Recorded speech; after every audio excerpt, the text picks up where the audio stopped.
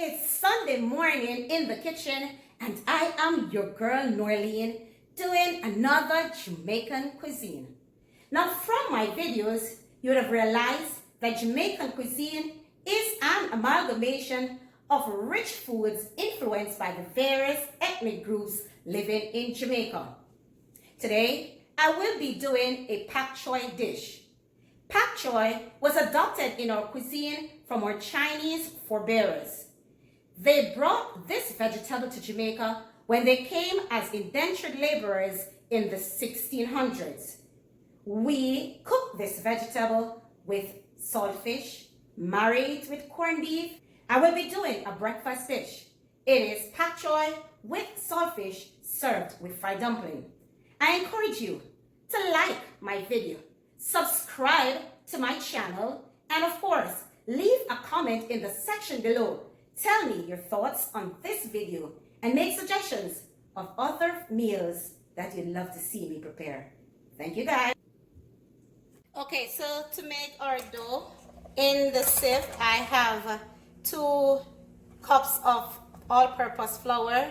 I will add 1 tablespoon of baking powder, and I will basically use my hand to any lumps from the baking powder because I want to sieve it with the flour. So I am just removing the lumps from my baking powder, and then I'm going to sieve it, pass it through the sieve.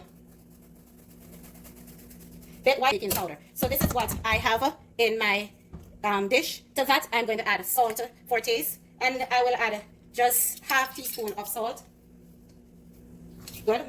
So I've added about 1/4 teaspoon of salt to it. Then I will add to that a little bit of butter.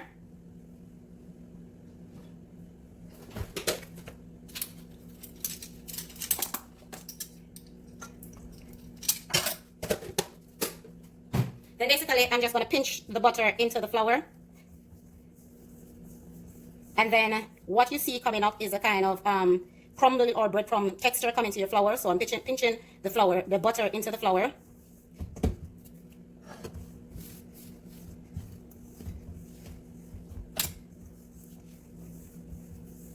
So if you notice, the texture of the flour is changing because I've added the butter to it, and so you're getting what would look like a breadcrumb texture to the flour. All right. Then to that, I will add some milk. The milk really is of choice, any milk you choose. I am going to add a half cup of milk, and I'm just judging it to be half cup of milk. And then I'm going to rub this in. It's cold milk, and I'm using cold milk because I'm going to allow it to sit for a little while. You can use warm milk if you choose, because warm milk would allow the texture to come together quicker than the cold milk. But it's really up to you. This is Jamaican fried dumpling. However you do it, it's basically flour, water, and salt with your baking powder. That's basically it. Any additional content you put in it, it's really up to you and up to your tasting. So I'm adding plain water to that, and it is basically to knead the flour. And again, I'm not measuring it because the aim is to basically combine the dry flour, and you can use your judgment to add the amount of water to the flour. Remember, I said in the last video, if you want your flour to your dough to be firm, then you use less water. If you want it to be a bit relaxed, you use more water. For the purpose of the fried dumpling, I want my dough to be as relaxed as possible.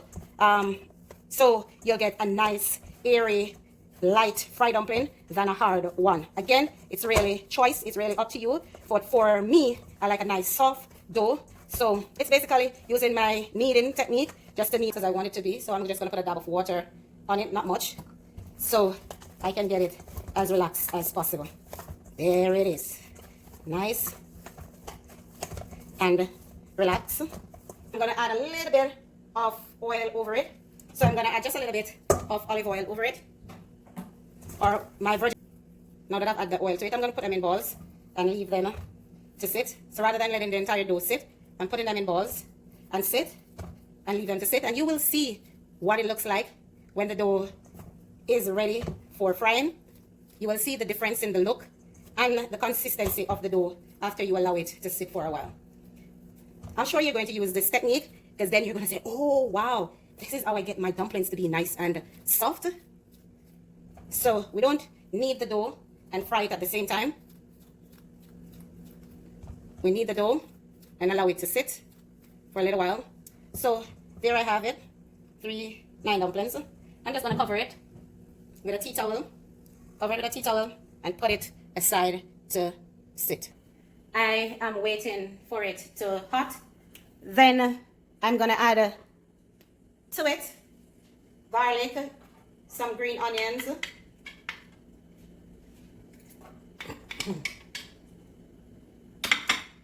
I'll be adding the green onions, as I said, and some onion.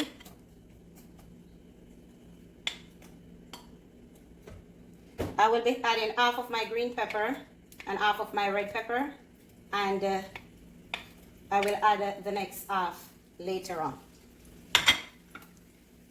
To that also, I will add half of the carrots, and at the same time I will add the codfish, or what we call in Jamaica butter, from the saltfish after I've drained it. So I have washed the saltfish, drained it, and this is a fish with bone in it. You can choose to use the deboned saltfish. I like the saltfish with the bone in it because the texture of the saltfish is nicer, and the flavor also. If you have small children at home, remove the bone or go ahead and use the deboned saltfish. I did not allow the season to saute by itself, and that is because I want the codfish, the saltfish, to have to fry also. So I'm allowing everything to sit in the frying pan, and they will saute together, and the flavor will also go into the codfish. Now, I use the word interchangeably, codfish and saltfish. In Jamaica, growing up, we call it saltfish, and it is the same thing as codfish. If you go in the store, soft consistency, I'll add the Pak Choi to it. So what I'll do is just remove the codfish from the center of the pot, just push it towards the side, and then I'm going to add the Pak Choi. The amount of Pak Choi you add to it, it's really up to you. Don't mind it looking, or my pot looking filled. After it begins to steam, then it will shrink. So again, I'm pushing it away from the center of the pot. Add more Pak Choi to it. Alright, so if you notice now, I'm moving the codfish from the side to the top of the Pak Choi. You see all the flavor is turning up. Everybody turn it up. Add my green season. It's a tablespoon of green blended season.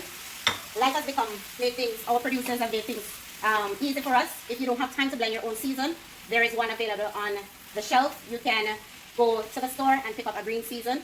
But if you like fresh, natural, organic seasoning to your food, I would suggest that you blend it and put it in the fridge so that when you are ready to cook, it is right there for you.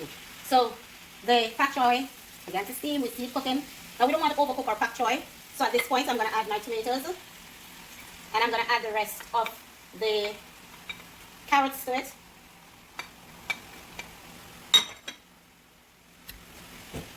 We see color coming through.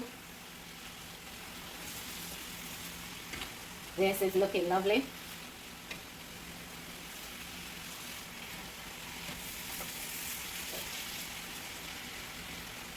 And if you notice, I'm using a wide pot, and it is to allow much of the steam to escape, because we don't want to overcook our Pak Choi. As I said before, I don't want the Pak Choi to be overcooked, and I want it fold in. So you put it in the palm of your hand, and you use the inner part of your 3 fingers, and you use the rest of your thumb, the rest area, or the fat area, the inner part of your thumb, and you basically turn it, and then you give it a circular motion. And if you notice, the dough has the look of the dough has changed to a nice smooth texture, and that is what you want from your dough.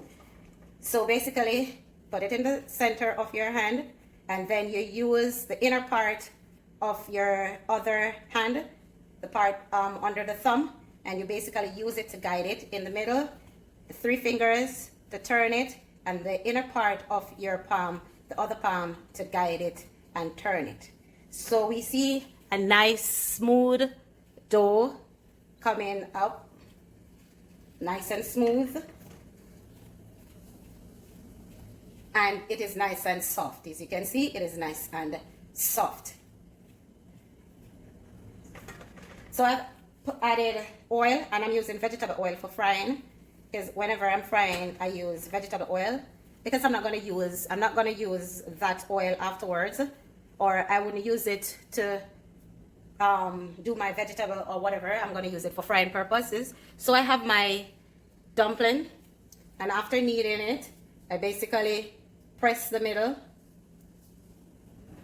and I turn and press the middle until I have a nice circular dough, and it feels nice and spongy. And that's what you want from your dough, to get a nice fried dumpling. But you don't want to start on a high heat or a high flame. You don't want your oil to be too hot, because what will happen is that you will have your dumpling cook on the outside, and then inside you will have a raw dough, and you don't want that. So you turn and press with your thumb, turn with your under finger, and press with your thumb gently, and turn, and you have a nice flat enough dough coming up. Put it in your oil. Again, turn. Your guide fingers turn, and your thumb press. You're gonna see this when it's done, how lovely they are. All right, that's it. I'm gonna put 4 in it. Okay guys, so after allowing it to do its thing for about 5 minutes, I'm gonna add some butter to it, and then I will add the remainder of the sweet pepper to it.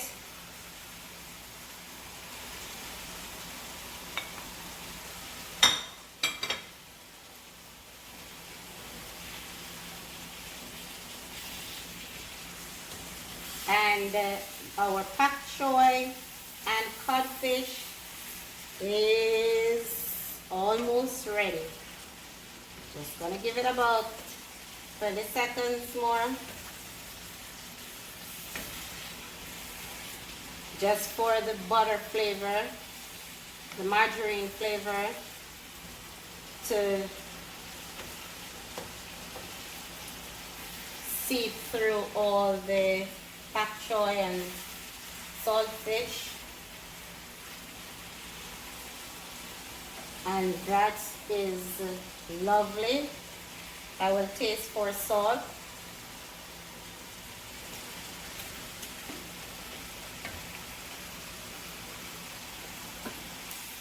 So you can add pepper to taste, but this is as good. So it's all done,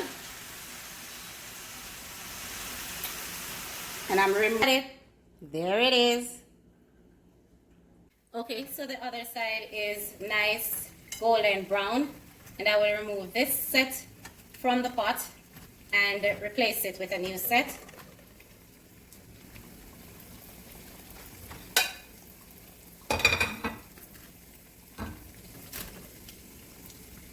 They are so lovely, trust me.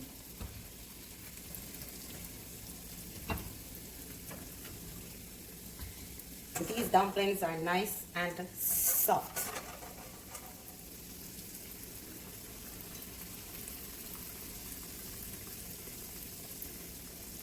There you have it.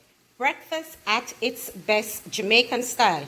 Pak Choi with saltfish, pressed fried plantain, and a fried dumpling. It's another recipe from my mother's cookbook, from my pot onto my daughter's table. Enjoy.